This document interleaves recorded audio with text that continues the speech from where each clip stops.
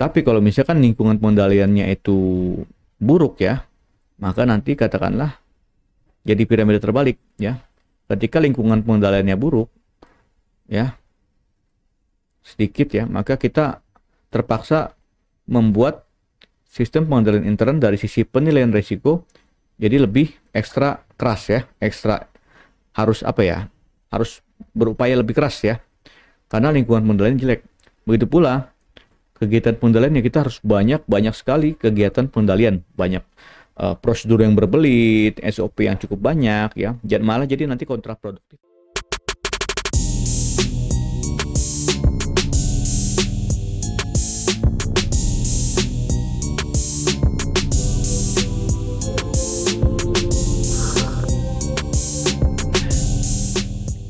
Halo Jones, apa kabar? Assalamualaikum warahmatullahi wabarakatuh. Selamat datang kembali di channel Adil Swanatea. Seperti biasa Jones, pagi ini hari Minggu tanggal 31 Oktober 2021, akhir bulan ya. Ya tetap semangat walaupun di akhir bulan ya. Kita bertemu lagi untuk membahas kisi-kisi SKB, kali ini untuk formasi auditor ahli pertama, dengan fokus materi kepada gambaran umum penyelenggaraan sistem pengendalian intern pemerintah atau SPIP. Nah, di sini kita mengacu ke peraturan pemerintah nomor 60 tahun 2008 tentang SPIP. Namun sebelum itu pastikan kalian telah subscribe channel ini, nyalakan loncengnya agar channel ini terus berkembang dan saya tetap semangat untuk terus membagikan tips dan trik lainnya kepada kalian.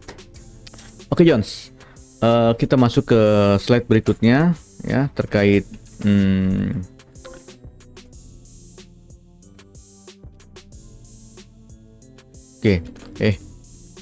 Oke. Latar belakang ya. Jadi kenapa sih perlu SPIP ya? Ini dulu ya di latar belakangnya oleh opini BPK yang kebanyakan itu tidak WTP ya. Kebanyakan disclaimer atau tidak wajar atau WDP, wajar dengan pengecualian. Kemudian penyerapan anggaran yang buruk ya, artinya penyerapan anggaran tidak optimal dan menumpuk di akhir tahun. Kemudian banyaknya kasus korupsi dan buruknya kualitas layanan publik. Nah, itu semata-mata karena disebabkan oleh sistem pengendalian intern yang lemah. Nah, kemudian kalau kita mengacu pada konsep dasar SPI ya. Nah, ini kita tuh dulu dalam membangun SPIP itu mengacu ke konsep SPI-nya KOSO tahun 92 ya, di sini yang di mana di sini terdapat 5 unsur ya, 5 unsur dan 20 subunsur.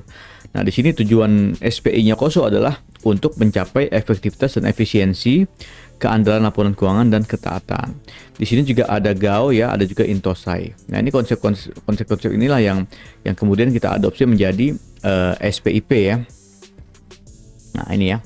Konsep dasarnya apa sih? Konsep dasarnya adalah ada 3 ya. Pertama itu bahwa sistem pengendalian intern ini adalah kegiatan atau operasi yang dilaksanakan secara terus-menerus, atau istilah Jawanya continuous built-in component of operation ya. Kemudian yang kedua, pengendalian manajemen dipengaruhi oleh manusia. Ini penting ya, bukan kita yang dipengaruhi sistem, tapi sistemlah yang dipengaruhi oleh manusia. Dan ketiga, ini bukan memberikan keyakinan yang mutlak ya, tetapi keyakinan yang memadai. Nah, jadi kalau ada pilihan ganda nanti tujuan SPIP adalah memberikan keyakinan yang memadai ya, bukan keyakinan yang mutlak. Itu perlu dipahami. Ya. Beberapa slide kita lewat ya, kita cari slide-slide yang sangat yang paling penting ya. Ya, ini ya tadi pengertiannya diartikan sebagai rangkaian kegiatan, prosedur, aspek lain yang berkaitan dengan pencapaian tujuan. Karakternya bergeser dari hard control dan soft control ya. Oke. Nah, ini tadi pengertian menurut KOSO ya. Soft control itu apa sih? Soft control itu pengendalian lembut pengendalian dari yang ditekankan pada manusianya ya, baik itu dari sisi mindset, pola pikir ya, menuju ke perubahan yang lebih baik ya, seperti lebih berintegritas, lebih jujur, lebih capable, dari sisi kompetensi, dari sisi komitmen untuk mencapai tujuan, seperti itulah Beda kalau hard control kan dulu kan penekanan adalah ke prosedur, ke kegiatan pengendaliannya kan. Nah, sementara kalau di soft control itu lebih lebih kepada si subjeknya, si playernya. Playernya inilah yang kita perbaiki gitu ya. Dari sisi integritasnya, dari sisi komitmennya untuk melaksanakan tugas dan fungsi secara profesional dan lain-lain. Kira-kira seperti itu ya. Oke, sejarah ini kita lewat.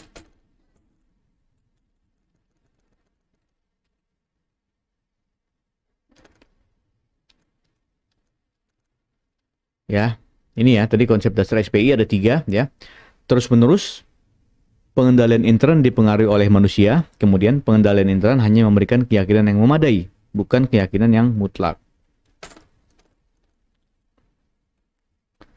Oke, ini keterbatasan SPI ya, nanti silakan kalian baca. Nah, jadi kalau dari sisi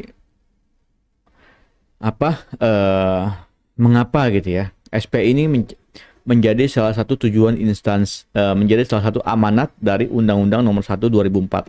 Ya, di sini diamanatkan di pasal berapa ya, saya lupa, tentang pelaporan keuangan apa ya. Itu disebutkan perlunya dikembangkan suatu sistem pengendalian intern pemerintah. Nah, kemudian amanat ini diwujudkan dalam bentuk peraturan pemerintah nomor 6 tahun 2008 tentang sistem pengendalian intern pemerintah. Jadi kita mengadopsi SPI-nya KOSO yang memang masih sense-nya adalah masih sense korporat atau swasta. Kemudian kita adopsi untuk menjadi SPI pemerintah, sistem pengendalian intern pemerintah. Di mana di sini kita memang tujuannya untuk diterapkan, diimplementasikan di seluruh institusi pemerintahan. Ya. Nah, ini ya, jadi tujuan instansi pemerintah, dan di sinilah kita tujuannya nanti ujung-ujungnya akan mencapai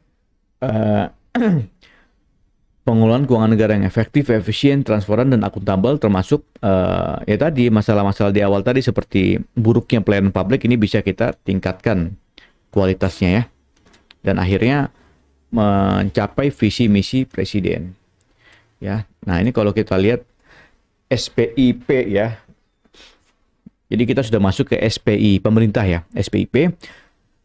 Nah, kalau kita lihat sejarahnya ya, dulu itu ada namanya Instruksi Presiden nomor 15 tahun 83 tentang pedoman pelaksanaan pengawasan, dan Instruksi Presiden nomor 1 tentang pedoman pelaksanaan pengawasan melekat. Jadi waskat istilahnya ya. Nanti bisa kalian coba pelajari ya, lebih lanjut. Ya, unsur-unsur waskatnya pengorganisasian, personal, kebijakan, perencanaan, dan seterusnya. Nah, tapi waskat ini dirasa kurang efektif karena memang itu tadi pendekatannya masih ke hard control, masih bagaimana kita membuat sistem pengendalian yang berupaya untuk mencegah berupaya untuk mengendalikan orang gitu ya. Sementara kan susah ya. Justru orang lah yang mengendalikan sistemnya. Jadi seperti misalnya dari sisi pencatatan, kita bagaimana kita membuat pencatatan yang rapi supaya terhindar dari kesalahan atau mungkin indikasi fraud ya. Ternyata itu kegiatan-kegiatan hard control seperti ini tidak efektif. Maka dari itu terbitkanlah suatu sistem yang lebih menekankan pada soft control, yaitu PP nomor 60 tahun 2008. Nah, ini ya latar belakang. Nah, ini tadi sudah kita ya sedikit bahas ya di Undang-Undang Nomor 1 terutama ya. Ini amanah pembuatan pengembangan SPI ya, SPI pemerintah ya. Kemudian di perlu standar, yaitu PP 60 tahun 2008. Nah, dasar hukumnya ya saya kira ini ya tadi ya di Undang-Undang Nomor 1 2004 tahun tentang perbendaharaan negara ya. Nah, ini pasal 58 ayat 1 dan 2 terutama dalam rangka meningkatkan kinerja, transparansi, dan akuntabilitas pengelolaan keuangan negara. Presiden selaku kepala pemerintah mengatur dan menyelenggarakan sistem pengendalian intern di lingkungan pemerintah secara menyeluruh. SPI ditetapkan dengan peraturan pemerintah. Ya, ini dasar hukum SPI-nya, SPIP. Nah, Jones, kalau kita bandingkan antara waskat dan SPIP ya dulu ya. Jadi kalau secara definisi ya waskat itu adalah sebagai tools ya. sebagai alat untuk mengendalikan kita. Sementara kalau SPIP, PP60, dia adalah bukan suatu alat tapi suatu proses ya. Proses yang terus digulirkan secara terus-menerus ya, tidak berhenti gitu ya. Nah, kalau dari sisi sifat, Waskat itu statis, sementara SPP dinamis. Ya, artinya dia sangat fleksibel dan mengikuti perkembangan zaman gitu ya. Kalau Waskat statis, makanya ya ini terpaksa kita tutup buku ya, karena memang semakin kesini pada saat itu semakin tidak sesuai dengan perkembangan atau dinamika pemerintahan ya, apalagi sejak reformasi dan diterbitkannya paket Undang-Undang Keuangan Negara ya. Oke, frameworknya di sini ada 4 unsur sisdalmen, sementara kalau SPP ada 5 unsur. Ya, 5 unsur ini apa? Pengendalian intern, penilaian risiko, kegiatan pengendalian, informasi dan komunikasi, dan pemantauan. Nanti kita akan bahas masing-masing unsur ini ya. Nah, tanggung jawabnya di sini kalau Waskat itu atasan langsung. Jadi ya pengawasan, istilahnya atasan langsung mengawasi bawahannya kan gitu ya. Otomatis tanggung jawabnya adalah atasan langsung. Sementara kalau di SPIP, seluruh pegawai dibebani tanggung jawab atas sistem pengendalian intern pemerintah. Ya. Nah, keberadaan berdiri sendiri ya, ini antara atasan langsung yang satu dengan yang lain itu masih terpisah-pisah. Jadi sistem sisdalmennya juga tidak terintegrasi ya. Sementara kalau SPIP kita desain ya berdasarkan konsep KOSO itu terintegrasi ya. Ini kok tiba-tiba begini ya? Oke. Nah, ini penekanannya pengawasan atasan langsung, pengawasan fungsional. Nah, sementara kalau di kita, karena tadi pergeserannya, kalau di sini sifatnya hard control ya. Jadi kayak macam apa ya, kita diawasi gitulah. Sementara kalau SPIP kita geser ke soft control, di mana di sini soft control dalam artian penekanannya adalah lingkungan pengendalian. Nah, lingkungan pengendalian ini ada siapa orangnya ya, orangnya. Baik itu integritas, kejujuran maupun dari sisi kompetensi ya, dari sisi SDM di sini kita kembangkan ya. Terus yang kedua juga kita lakukan penilaian risiko. Kita identifikasi, kita kemudian kita lakukan assessment, kemudian kita cari aktivitas pengendalian yang mampu meminimalisir risiko yang telah kita identifikasi ya. Jadi begini perbedaannya. Jadi kalau nanti ditanyakan keluar gitu apa perbedaannya, ya kira-kira seperti ini ya. Nah, definisi SPIP ya. Jadi tadi kita sudah bahas definisi SPI dengan konsep KOSO. Nah, sekarang kita definisikan SPI menurut PP 60 tahun 2008 tentang SPIP ya. SPI adalah proses yang integral ya. Proses integral ini satu ya. Kemudian pada tindakan dan kegiatan yang dilakukan secara terus-menerus, dua ya. Oleh siapa? Oleh pimpinan dan seluruh pegawainya. Tiga ya. Untuk apa tujuannya? Memberikan keyakinan yang memadai ya. 4 ya. Keyakinan yang memadai atas tercapainya tujuan organisasi melalui kegiatan yang efektif dan efisien ya.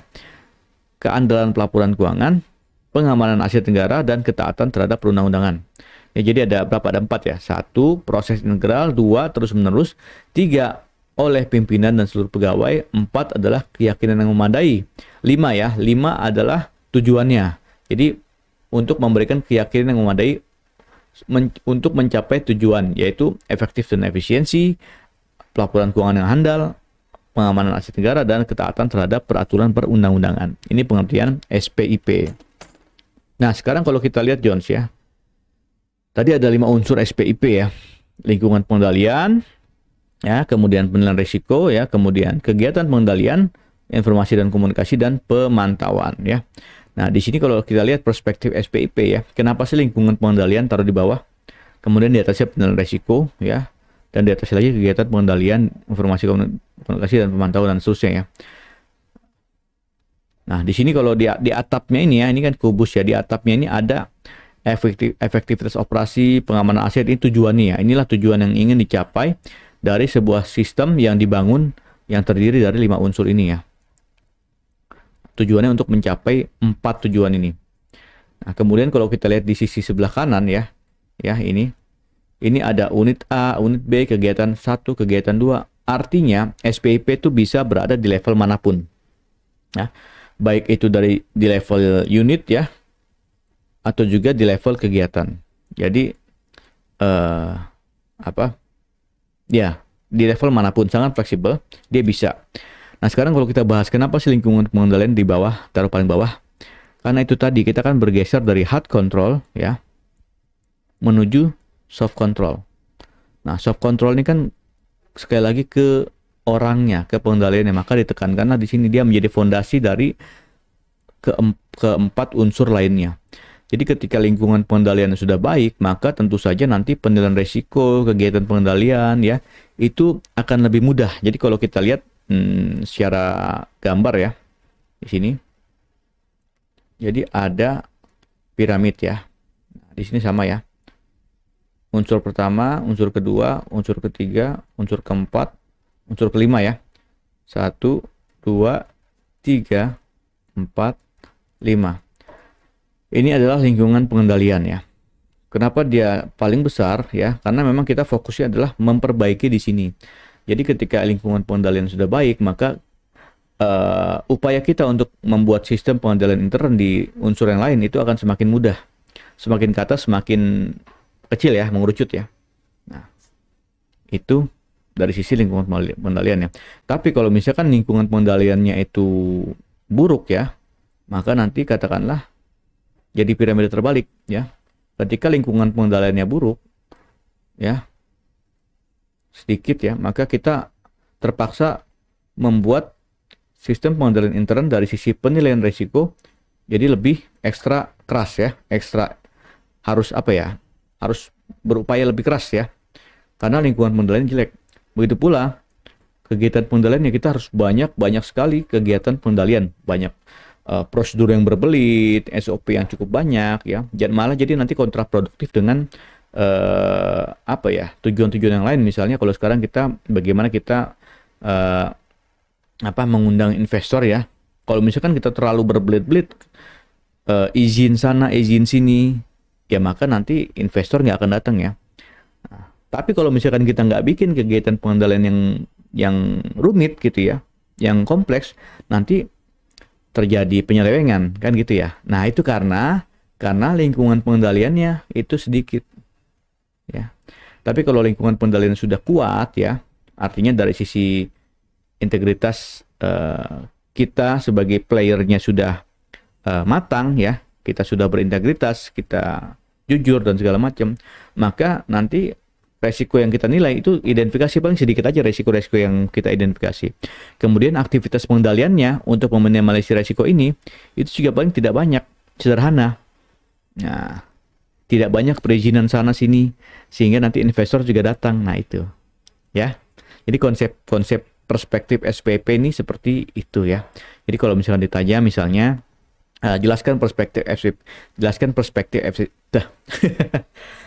perspektif SPIP, ya kira-kira penjelasannya seperti ini ya. Oke, kita lanjut. Sekarang sub unsur SPIP ya, tadi ada 5 unsur ya. Kita coba bahas satu persatu ya. Lingkungan pengendalian di sini kalau di PP 60 ada di pasal 4 ya. Nanti bisa kalian baca juga ya. Ini ya.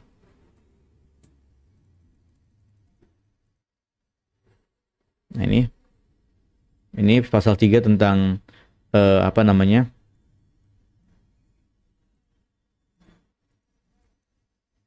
Mana sih? Ulang. Ya betul, baiklah. Ya, kalau pasal 4 tentang lingkungan pengendalian ya. 5 unsur ya.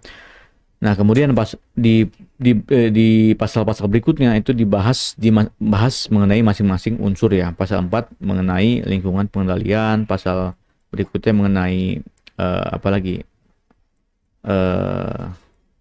penilaian risiko dan seterusnya ya. Kita kembali ke slide. Ya. Lingkungan pengendalian. Kita coba lihat apa sih yang dimaksud dengan lingkungan pengendalian ya. Ya. Oke, penilaian risiko terdiri dari 2 subunsur ya. Lingkungan pengendalian terdiri dari 8 subunsur ya. 8 subunsur. Kalau penilaian risiko terdiri dari 2 subunsur. Kegiatan pengendalian terdiri dari 11 subunsur. Infocom terdiri dari 2 subunsur. Dan pemantauan terdiri dari 3 subunsur ya. Oke. Sekarang kita bahas yang lingkungan kendalian. Nah, apa aja nih subunsurnya?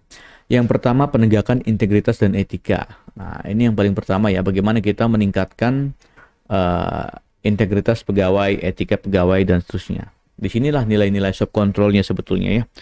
Soft control yang paling besar adanya di sini. Kalau manusianya tidak berintegritas ya, tidak berintegritas, sistem sebaik apapun tidak akan mudah, tidak akan mampu mengendalikan manusia tersebut ya. Jadi kenapa penting soft control? Karena ketika manusianya sudah berintegritas, sudah istilahnya bersih, jujur ya, maka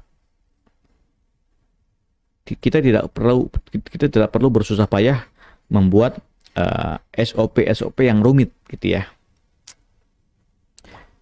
Ya kita lihat aja negara-negara maju ya. Negara maju itu kan kita patut acungi jempol ya integritasnya, sehingga ya mereka juga di sana banyak investor-investor asing datang gitu ya ke Singapura misalnya. Karena di perizinan di sana juga mudah. Kenapa perizinan itu dibuat simple? Ya karena orang-orang pegawai-pegawai negeri di Singapura misalnya itu benar-benar punya etika dan integritas yang sangat tinggi ya. Terus kemudian kita juga harus punya komitmen terhadap kompetensi, bagaimana kita berkomitmen untuk mengembangkan kompetensi kita sendiri dan kompetensi pegawai ya. Jadi sebenarnya ini larinya ke pimpinan ya. Pimpinan berkomitmen terhadap kompetensi terhadap anak buahnya. Nah, kalau pimpinannya tidak punya komitmen untuk mengembangkan kompetensi SDM, maka ya susah untuk maju ya. Kompetensi macam-macam ini ya, banyak ya kompetensi SDM. Dari sisi kompetensi profesionalisme, dari sisi jabatan ya. Toolsnya banyak, bisa melalui diklat, bisa melalui pelatihan, bisa melalui pendidikan, degree ya, pendidikan. Apalagi kepemimpinan yang kondusif ini juga masih berkata pimpinan. Jadi memang selain soft control, maka kita juga penekanan utamanya ke pemimpinan ya, ke pemimpin ya. Kalau pimpinannya itu buruk, maka susah ya. Ya seperti kita lah misalnya seperti misalnya di pemerintah daerah ya, rata-rata kan gubernur, bupati, wali kota kan dari orang-orang politik ya, dari partai politik ya. Makanya ketika bupatinya juga tujuannya udah bagaimana mereka break even point terhadap modal yang mereka keluarkan saat kampanye, ya susah ya. Jadi memang dibutuhkan pimpinan yang bisa membuat lingkungan pengendalian menjadi kondusif ya. Ya, jadi selain orang SDM-nya juga pimpinannya, apalagi terus kemudian struktur organisasinya. Kita harus membuat struktur organisasi yang sesuai dengan kebutuhan. Jangan sampai kita bikin struktur organisasi yang terlalu gemuk, ya, terlalu banyak jabatan yang dibagi-bagi, ya, sementara dari sisi kebutuhan itu udah terlalu mubazir ya. Kita harus bikin struktur organisasi yang efisien, ya. Apalagi adanya pendelegasian wewenang dan tanggung jawab yang tepat ya. Ini yang sering terjadi ya. Yang sering terjadi ya bukan cuma kalau menurut saya ya. Di Pemda ini kan banyak sekali pendelegasian wewenang yang tidak tepat ya. Ya, jadi antara dinas satu dengan dinas lainnya ternyata ada overlapping tugas dan fungsi ya. Itu juga sering terjadi. Nah, ini kita harus kembangkan bagaimana kewenangan ya, pendelegasian wewenang dan tanggung jawab yang telah ditetapkan oleh pimpinan kepada jajarannya itu efisien dan sesuai kebutuhan dan tidak overlapping. Ya, di pemerintahan pusat juga saya kira masih istilahnya masih tanggung jawabnya masih tidak tepat ya. Istilah kata yang viral sekarang ya ada seorang menteri misalnya, dia menangani banyak tanggung jawab ya. Banyak tanggung jawab, sementara menteri lain yang seharusnya menangani tanggung jawab tertentu itu justru diambil alih oleh menteri yang sebenarnya bukan tupoksinya ya, istilahnya seperti itu. Ya. Jadi disinilah yang harus kita kembangkan, bagaimana kita menciptakan kewenangan dan tanggung jawab yang tepat. Kemudian apalagi kebijakan yang sehat tentang pembinaan SDM. Nah, ini juga masih bicara tentang bagaimana pemimpin membuat kebijakan untuk pembinaan SDM ya. Mirip-mirip sama ini ya. Mirip sama ini. Kalau kebijakannya adalah tidak memberlakukan SDM sebagai aset, ya itu susah ya. Jadi ibaratnya SDM dianggap sebagai tenaga ya. Sebenarnya seharusnya adalah SDM sebagai aset. Supaya apa? Supaya bisa maju ya. Apalagi peran APIP yang efektif ya. Di sini peran APIP. APIP itu apa sih? Aparat pengawasan internal pemerintah ya. Aparat pengawasan intern pemerintah ya. Kalian inilah nanti ya. Kalian akan menjadi APIP ya. APIP baik APIP di seluruh kementerian ya. Bisa di BPKP, bisa di kementerian lembaga, bisa di pemerintah daerah ya. Baik itu provinsi, kabupaten, kota. Kalau di di daerah berarti di inspektorat ya. Kalau di kementerian ya berarti bisa di inspektorat jenderal, bisa di inspektorat lembaga ya. Jabatannya sebagai auditor pertama ya, auditor pertama. Nah, itu kalian. Nah, di sini kita perlu meningkatkan peran APIP yang efektif ya. Supaya apa? Supaya APIP ini kan melakukan pengawasan intern ya. Kalau APIP melakukan peran pengawasan internnya itu baik, maka insya Allah lingkungan pengendalian itu juga pasti bisa matang ya, bisa baik ya, supaya nanti ke atasnya tadi ke mana, ke penilaian resiko, ke kegiatan pengendalian itu bisa lebih efisien. Kemudian yang terakhir yang 8, hubungan kerja yang baik ya. Bagaimana kita membangun hubungan kerja antar kita dengan mitra kerja kita misalnya. Bukan cuma kita dengan teman-teman kita dalam satu instansi, tapi juga dengan instansi yang lain. Ya. Karena apa? Kalau misalkan hubungan kerja kita antar instansi saja sudah tidak baik, maka ya sulit ya untuk mencapai tujuan. Karena kan kita bekerja itu secara sistem ya, tidak bisa sendiri-sendiri ya. Misalnya di inspektorat, ketika kalian nanti mau melakukan audit atas kinerja di dinas lain ya, kalau misalkan hubungan kalian di inspektorat dengan dinas tersebut tidak baik, maka tentu pelaksanaan tugas dan fungsi kalian juga sulit untuk dilaksanakan ya.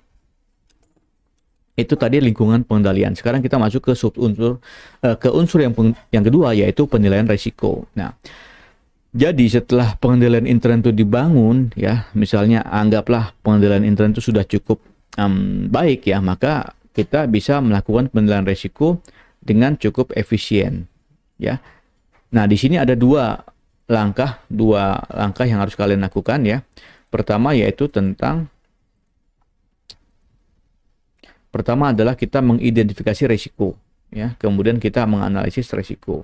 Nah, identifikasi risiko ini artinya ya kita mengidentifikasi apa saja sih risiko-risiko yang kemungkinan akan terjadi yang bisa menghambat tujuan. Ya, nah kalau misalkan gini ya, misalkan kita dari Jakarta mau ke Bandung, naik mobil ya, kendaraan beroda 4 ya. Nah, terus kita identifikasi apa saja nih resiko yang akan terjadi di jalan sehingga kita bisa terhambat tujuan kita ke Bandung. Misalnya resiko ban meletus, nah, itu sebuah resiko. Catat, resiko ban kempes. Kemudian apa lagi? Resiko macet. Kemudian apa lagi? Misalnya resiko apa ya? Ya, resiko macet. Kemudian resiko banyaklah macam-macam lah ya. Nah, misalkan resiko ban meletus. Setelah itu kita lakukan analisis resiko. Jadi dari berbagai resiko, katakanlah dari 5 resiko, kita analisis yang mana yang resiko paling tinggi, paling prioritas, dan yang mana yang paling tidak prioritas gitu ya. Nah, resiko yang paling prioritas itu berarti dari sisi frekuensi misalnya, seberapa sering resiko itu terjadi, dan dari sisi besarnya dampak jika resiko itu terjadi gitu ya. Nah, itu di peringkat, di analisis. Sehingga kemudian setelah kita identifikasi risiko dan kita analisis risiko, katakanlah adalah 10 risiko, kita punya 3 daftar risiko yang paling harus segera dilakukan tindakan pengendalian. Nah, kemudian kita lakukan kegiatan pengendalian atas risiko-risiko tadi. Ya. Nah, kembali ke sini ya, ke lingkungan pengendalian. Semakin lemah lingkungan pengendalian kita, maka tentu semakin banyak resiko-resiko yang kita identifikasi. Ini tadi ya yang saya bilang piramida terbalik ya. Ya.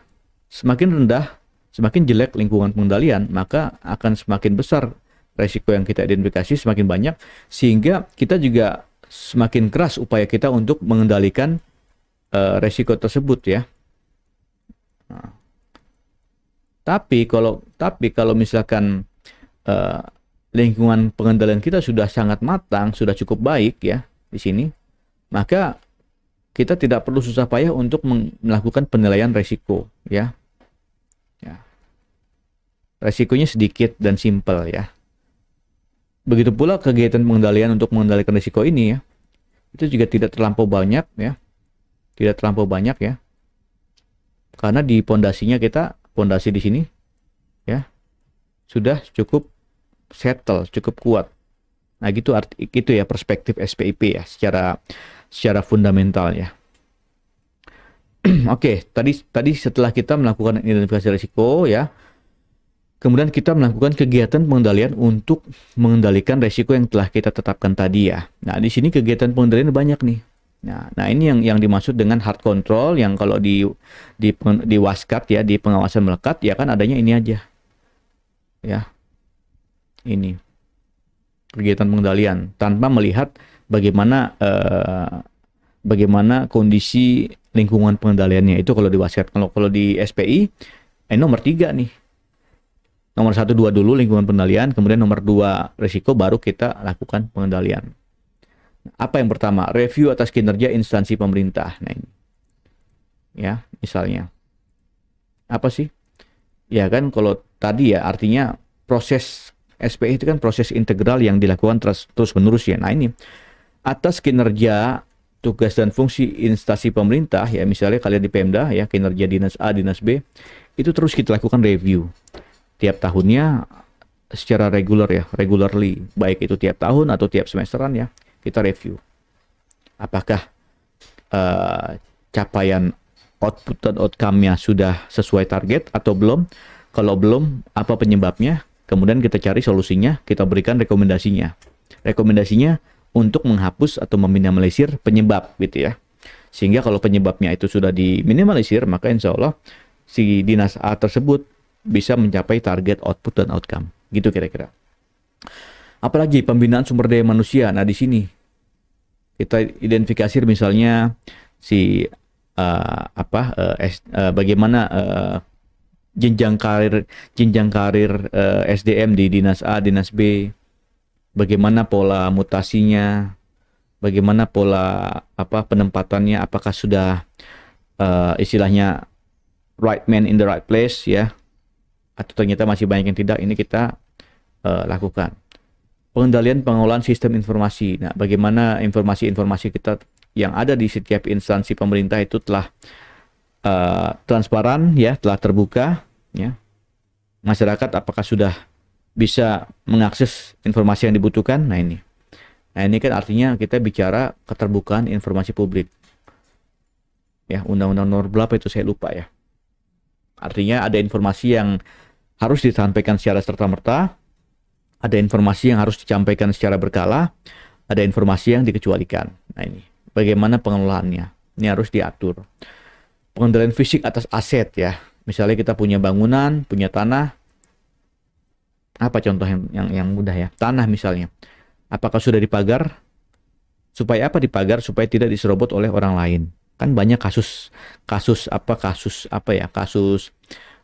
sengketa tanah antara tanah pemerintah dengan swasta ya.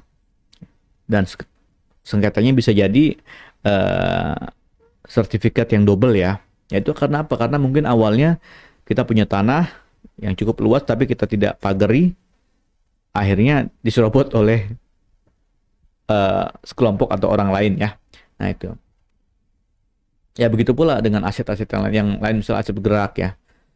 Mobil dinas, mobil jabatan yang ketika pejabat pensiun tapi mobil itu masih berada di tangan pejabat yang pensiun tersebut. Nah itu bagaimana pengendalian fisiknya ya. BPKB-nya ada di mana, apakah dipegang oleh pejabat yang menggunakan mobil dinas atau jabatan atau siapa ya gitu ya. Apalagi penetapan dan review indikator dan ukuran kinerja. Nah ini kita review ya, apakah indikator capaian kinerjanya mampu diukur misalnya. Kan kalau kita belajar sistem akuntabilitas kinerja instansi pemerintah kan, indikator tuh harus apa sih? Harus mampu dicapai, bisa diukur ya. Kalau indikatornya abstrak ya, gimana kita mau menilai apakah dia telah mencapai capaian target output atau outcome, sementara indikatornya juga tidak jelas seperti apa ngitungnya gitu ya. Itu. Ya seperti apa misalnya kalau kalau apa dari sisi kesehatan misalnya, dinas kesehatan ya. Target utamanya misalnya menurunkan stunting ya, anak kurang gizi stunting ya. Terus bagaimana cara kita mengukur bahwa kita sudah mencapai uh, sukses menurunkan stunting? Kan harus ada alat ukurnya, harus ada indikatornya. Nah, misalnya indikatornya adalah dari sisi jumlah anak stunting ditargetkan selama 5 tahun ke depan menjadi hanya sekian orang, misalnya gitu. Nah, itu kan harus jelas indikatornya. Ya. Pemisahan fungsi.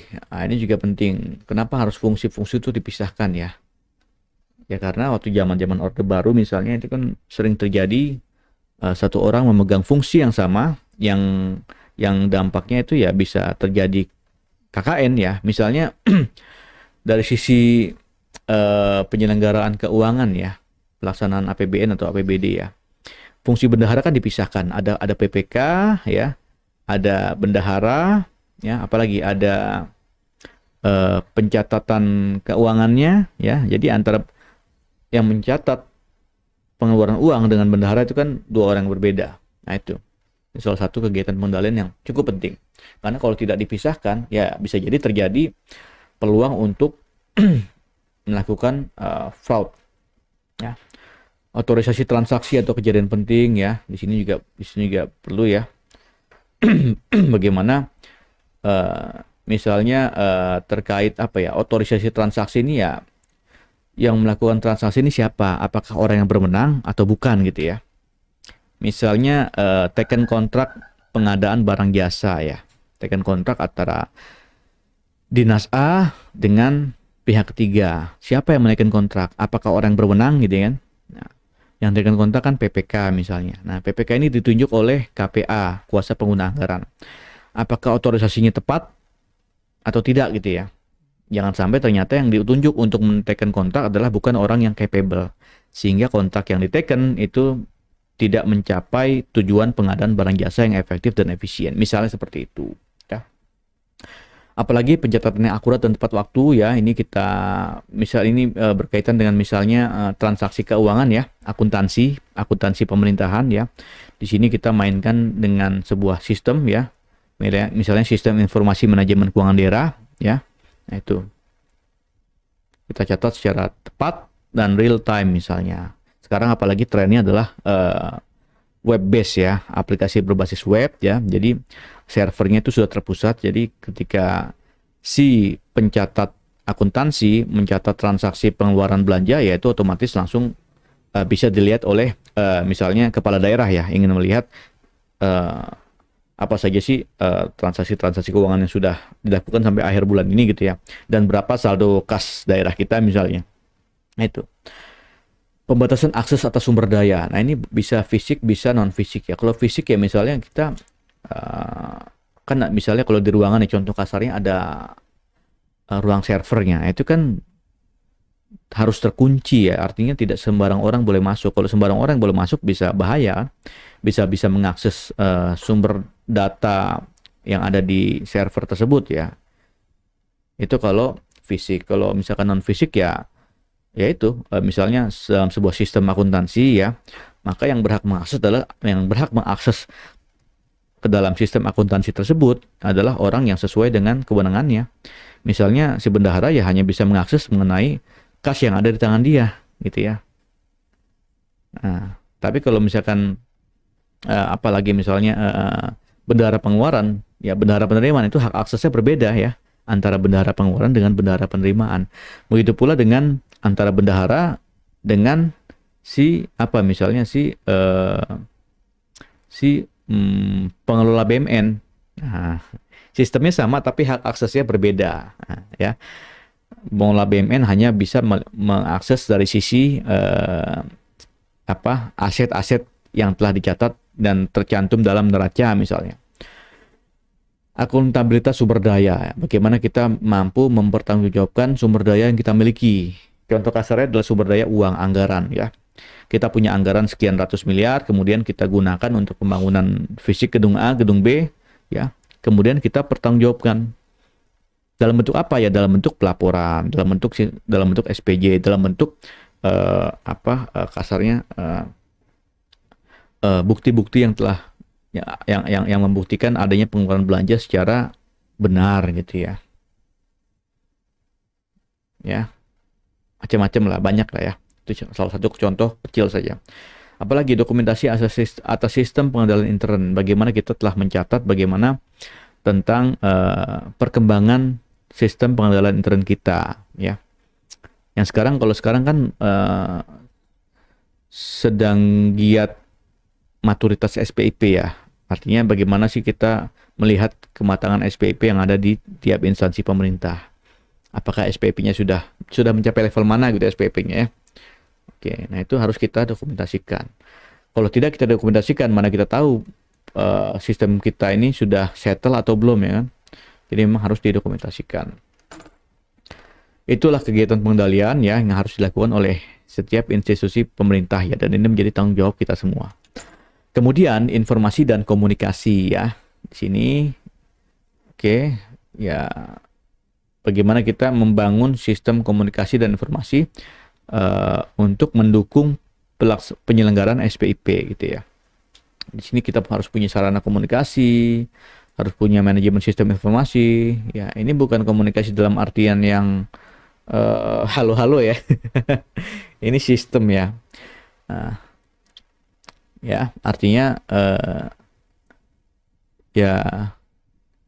artinya kita mendukung penyelenggaraan sistem pengendalian intern pemerintah dengan membangun sistem informasi komunikasi yang efektif ya. Ya, di sini keterbukaan informasi juga menjadi salah satu aspek penting dalam informasi dan komunikasi ini ya, gitu ya. Oke. Pemantauan pengendalian ya. Jadi ketika sistem pengendalian intern itu sudah berjalan, nah ini kita pantau ya. Kita pantau bagaimana efektivitas SPIP-nya tersebut ya. Di sini terdiri dari 3 ya. Yang pertama pemantauan berkelanjutan ya. Di sini kita lakukan pemantauan secara terus-menerus, secara regularly ya. Kita bikin laporan misalnya di tiap Satgas SPIP, di tiap instansi atau tiap dinas kalau di Pemda itu selalu memantau perkembangan SPIP di lingkungannya ya. Kemudian dibuatlah laporan semesteran misalnya ya. Kemudian kita evaluasi terpisah ya.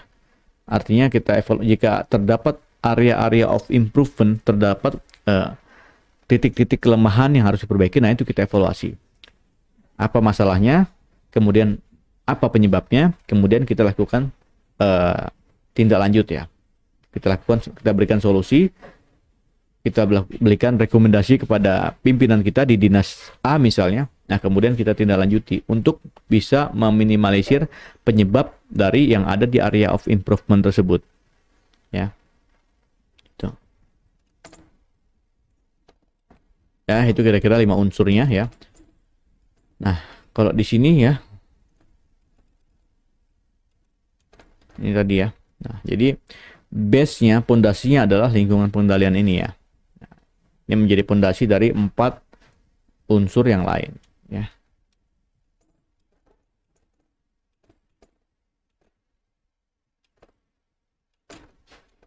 Ya, ini tadi mengenai resiko ya. Nah, yang tadi ya. Jadi terkait resiko ya, kita kan mengidentifikasi resiko. Ada berapa resiko yang kita identifikasi, katakanlah dalam suatu proses bisnis di dinas A misalnya, terdapat 10 resiko ya yang telah berhasil kita identifikasi. Kemudian dari 10 resiko ini kita analisis yang mana yang dari sisi priority ya, yang mana resiko yang paling prioritas, yang mana yang paling tidak prioritas. Nah, kemudian katakanlah karena kita hanya mempunyai sumber daya yang terbatas ya, katakanlah dari 10 itu kita hanya punya 4 resiko yang bisa kita atasi. Terpaksa kita lakukan analisis, kita berikan peringkat 4 tertinggi itu yang mana, baru kemudian kita respon. Responnya banyak ya, kita bisa terima, kita bisa hindari ya, Nanti kita bahas secara detail di manajemen risiko ya. Intinya secara konsep, kemudian kita kelola 4 risiko tersebut ya. Melalui apa? Melalui kegiatan pengendalian ya. Melalui unsur yang keempat ya. Unsur yang keempat ya. Pengendalian ya. Yang ada 11 unsur tadi. Nah, dari 4 itu subunsur yang mana yang kita gunakan? Nah, bisa jadi semua subunsur kita gunakan untuk mengendalikan 4 risiko tadi. 4 risiko yang telah kita analisis menjadi risiko terprioritas untuk diatasi. Atau bisa juga mungkin sebagian subunsur kegiatan pengendalian cukup mengatasi 4 risiko tadi ya. Sehingga kemudian dengan begini kita bisa mencapai tujuan instansi pemerintah. Ya. Tahapan-tahapannya ya, pemahaman, pemetaan, infrastruktur internalisasi, pengembangan berkelanjutan ya. Kita sekarang mungkin sudah tahap ke pengembangan berkelanjutan ya. Yaitu maturitas SPP ada di sini kalau nggak salah ya. Ini dulu sekali nih sekitar 12 tahun yang lalu kita masih ada di tahap sosialisasi, kemudian pemetaan, kemudian bangun infrastruktur, internalisasi. Nah, sekarang kita sudah ada di tahap ini ya. Oke. Jadi sudah semakin ke sini sudah makin settle ya. Nah, sekarang kalau kita lihat apa sih peran SPIP gitu ya. Peran SPIP dan peran teman-teman aparat pengawasan internal pemerintah termasuk kalian nanti kalau sudah diterima jadi CPNS ya kalian akan berada pada posisi sebagai APIP ya. Nah jadi nah di sini ya pembinaan penyelenggaraan SPP ya. Pembinaan SPP-nya sendiri dilakukan oleh BPKP. BPKP itu apa? Badan Pengawasan Internal Pemerintah ya. Dialah yang melakukan pembinaan atas penyelenggaraan SPP di seluruh institusi pemerintah ya. BPKP membuat pedoman, sosialisasi, diklat ya, bimbingan dan konsultasi, peningkatan kompetensi APIP. Nah, ini terus dilakukan hingga sekarang. Ya. Kemudian BPKP melakukan pembinaan, KL Pemda ya, ini melakukan penyelenggaraan SPIP atau SPIP ya, atau implementasi SPIP. Mereka lah yang menyelenggarakan SPIP, termasuk sebenarnya institusi BPKP sendiri ada Satgas SPIP-nya ya. Ada Satgas SPIP-nya ya. Nah, jadi KL Pemda termasuk BPKP juga menyelenggarakan implementasi SPIP. Nah, dua titik inilah yang menjadi faktor kunci keberhasilan ya. Bagaimana pembinaan SPIP yang dilakukan oleh BPKP dan bagaimana penyelenggaraan SPIP yang dilakukan oleh semua institusi pemerintah, baik kementerian, lembaga maupun pemerintah daerah. Kemudian dari sisi internal, bagaimana mereka ya, baik BPKP maupun KLD memanfaatkan sumber daya yang dimiliki ya, baik itu sumber daya manusia, sumber daya anggaran, sarpras dan multimedia. Semakin kuat SDM dana sarpras multimedianya, maka akan semakin besar kontribusinya untuk mencapai kunci keberhasilan penyelenggaraan SPIP. Tetapi selain itu juga bagaimana mereka mampu memanfaatkan sumber daya ini secara efektif dan efisien. Semakin efisien mereka bisa memanfaatkan, maka semakin besar potensi atau kontribusinya untuk mencapai kunci keberhasilan. Itu dari sisi internal. Dari sisi eksternal ya, dari sisi luar ya, bagaimana kita BPKP maupun KLD bisa melakukan koordinasi yang efektif dengan institusi lain. Misalnya ke Bappenas terkaitan dengan perencanaan, ke Kementerian Keuangan terkait dengan anggaran ya, ke Menpan terkait dengan SDM fungsional ya seperti auditor ya. Kementerian Dalam Negeri terkait urusan daerah ya, BPK terkait eksternal auditor dan BPKP sebagai pembina. Nah ini tahapan implementasinya ya. Kemudian di sini tadi 5 unsur ini ya. Nah, sehingga kemudian diharapkan adalah tujuan akuntabilitas keuangan negara yang terdiri dari 4 ini, efektivitas dan efisiensi penyelenggaraan pemerintahan, keandalan laporan keuangan ya, penyamanan aset negara dan ketaatan terhadap peraturan tercapai. Ya. Nah, ini kalau kita lihat ya. Di sini peran SPIP dalam akuntabilitas pengelolaan keuangan negara ya. Oke. Nah, ini kalau misalkan SPIP-nya sudah dilaksanakan ya, ini kan proses terintegrasi ya. Artinya dari sisi perencanaan ya, ini perencanaan apa sih? Ini perencanaan kalau pengelolaan keuangan ini kan terdiri dari ya, pengelolaan keuangan negara terdiri dari 4 tahap, yaitu tahap perencanaan, pelaksanaan, pengawasan, dan pertanggungjawaban. Nah, SPIP ini ada di semua tahap. Di tahap perencanaan ada, di tahap pelaksanaan ada, di tahap pengawasan ada, di tahap pertanggungjawaban juga ada.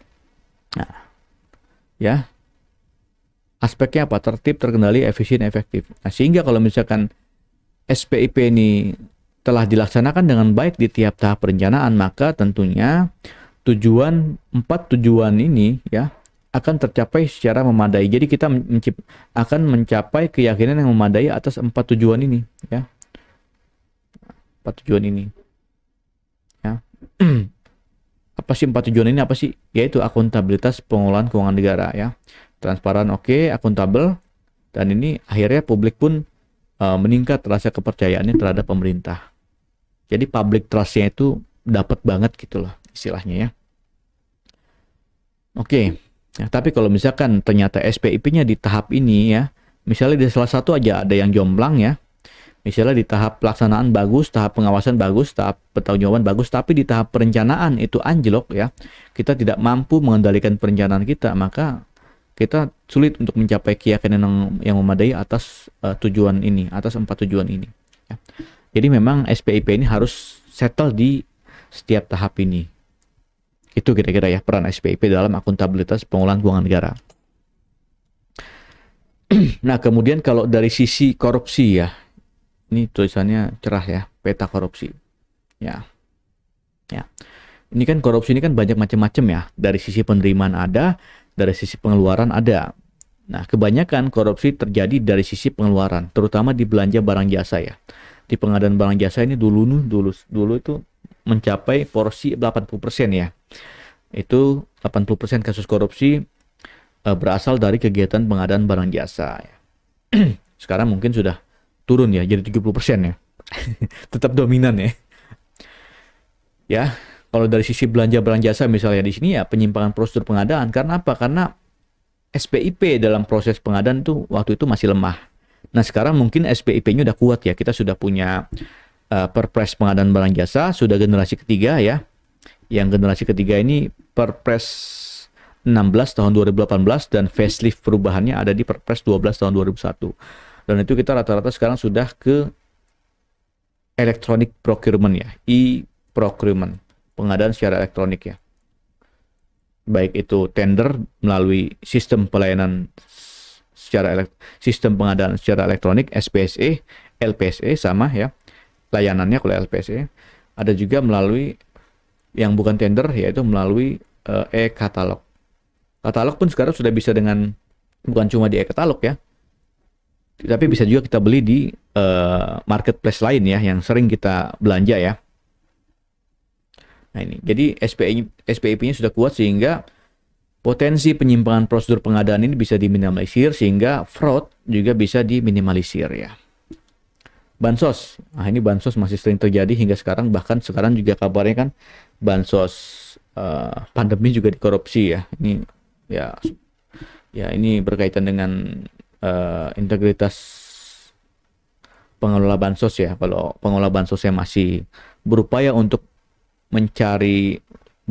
BEP ya. BEP itu apa sih? Break even point ya. Nah, itu susah ya. Ya apa aja. Ibaratnya ya dipotong-potong lah, kayak kan bansos kan 10.000 dipotong kan. Ya sedikit 10.000, tapi kalau dikali banyak jadi banyak kan. Nah itu ya. Ini pungutan daerah ini juga masih sering terjadi ya. Masih banyak pungli-pungli yang terjadi ya. Ya, pungli parkir, pungli terhadap truk-truk itu ya. Yang proyek segala macam, pungli proyek, pungli di pelabuhan dah, susah deh. Ya. Ya penyebabnya apa? Misalnya Perda tidak mengacu ke peraturan undang-undangan, penghasilan aparat yang rendah, atau memang ya dari sisi integritas aparat juga rendah ya.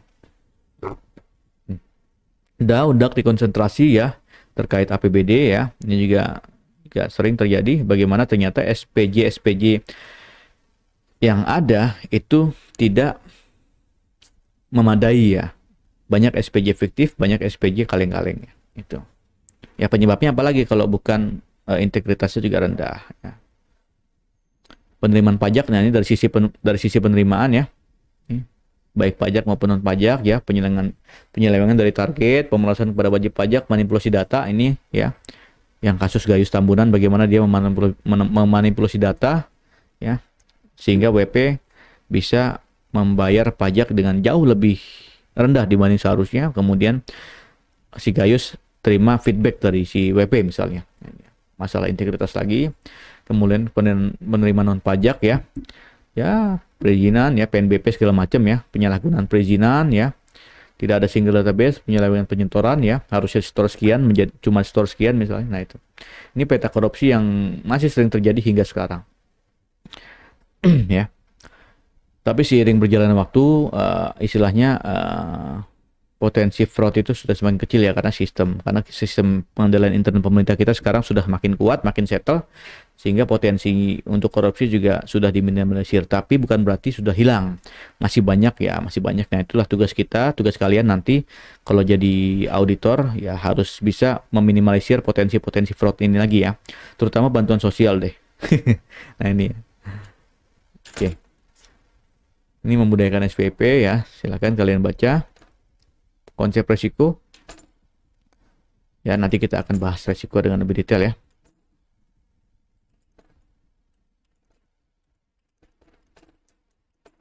Oke.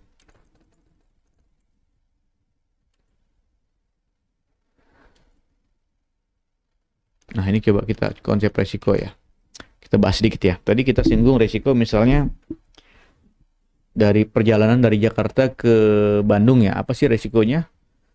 Resiko itu kan pengaruh ketidakpastian pada tujuan ya, atau menurut AZ atau NZS ya.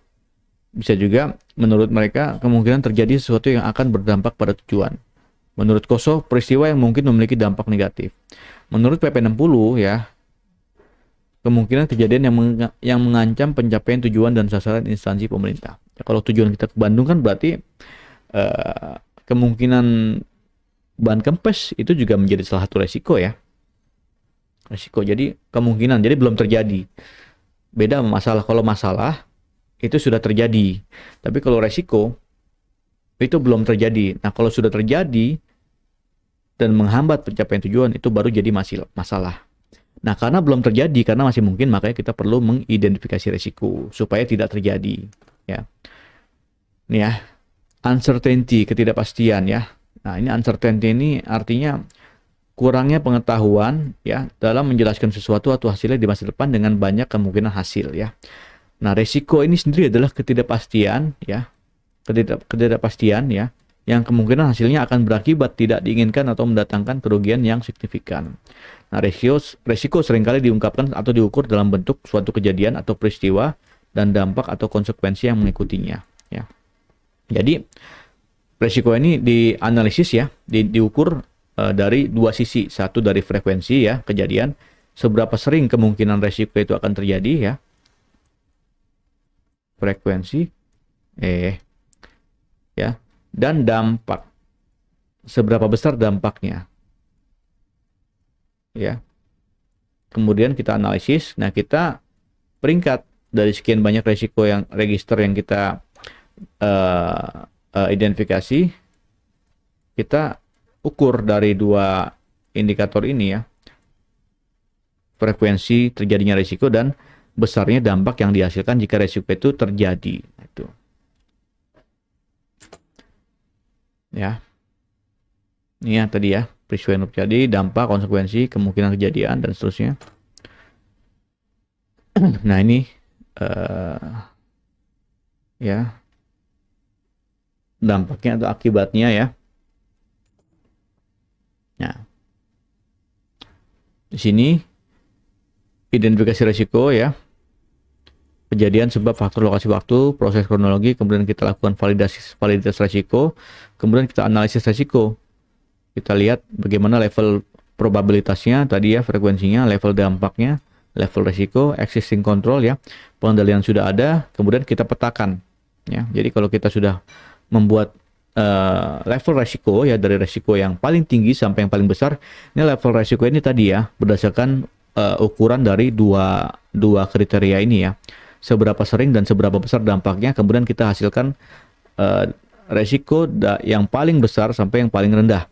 Nah kemudian kan kita harus kendalikan ya, harus atasi dengan pengendalian. Nah tapi kan sudah ada pengendalian sebelumnya, sudah ada existing control. Nah ini kita juga lihat existing controlnya sudah apa saja yang sudah ada, sehingga kemudian kita bikin map atau profil ya, yang menunjukkan adanya existing control dan kontrol yang kita perlu bangun ya. Kita perlu bangun new control ya, kita perlu bangun sehingga nanti kedua ini baik existing control maupun new control bisa mengatasi resiko-resiko yang sudah kita petakan ini ya. Jadi ada kemudian prioritas risiko dan risiko tersisa atau residu. Nah, akhirnya kemudian kita respon risiko dengan bentuk kegiatan pengendalian ya. Kira-kira seperti itulah cara melakukan unsur yang kedua, yaitu penilaian risiko. Nah, ini epilog ya. Jadi perlu diingat, SPIP bukan hanya membentuk mekanisme administratif, tetapi juga upaya melakukan perubahan sikap dan perilaku atau soft control ya, soft factor. Nah, PP atau Perkada SPIP bukan akhir tapi awal. Ini dulu ya. Dulu itu ya kita gencar-gencarnya mengarahkan Pemda untuk membuat Perkada SPIP ya. Oleh karenanya implementasi SPIP sangat memerlukan komitmen, teladan pimpinan dan niat baik seluruh pejabat. Jadi orangnya yang kita kembangkan ya, komitmennya, teladan pimpinan dan niat baik seluruh pejabat dan pegawai instansi pemerintah. Jadi sekali lagi soft control atau soft factor yaitu dari sisi sikap dan perilaku, bukan lagi hard control. Ya, saya kira itu yang bisa kita bahas buat kalian ya, mudah-mudahan bermanfaat. Dan ingat sekali lagi, sambil menunggu SKB kalian perlu belajar di rumah ya, belajar tiap hari, latihan-latihan soal dan bahas baca-baca peraturan-peraturan terkait auditor ahli pertama ya, khususnya terkait SPIP ini. Nanti ke depan kita coba bahas mengenai jabatan fungsional auditor ahli pertama menurut Permenpan ya. Permenpan nomor berapa saya lupa. Oke ya. Saya kira itu untuk kalian yang baru bergabung, silakan subscribe channel ini, nyalakan loncengnya agar channel ini terus berkembang dan saya tetap semangat untuk terus membagikan tips dan trik lainnya kepada kalian. Saya kira itu yang bisa kita sampaikan, dan ingat ya, dosis dari saya 3 kali sehari, dosis latihan untuk kalian. Sampai jumpa.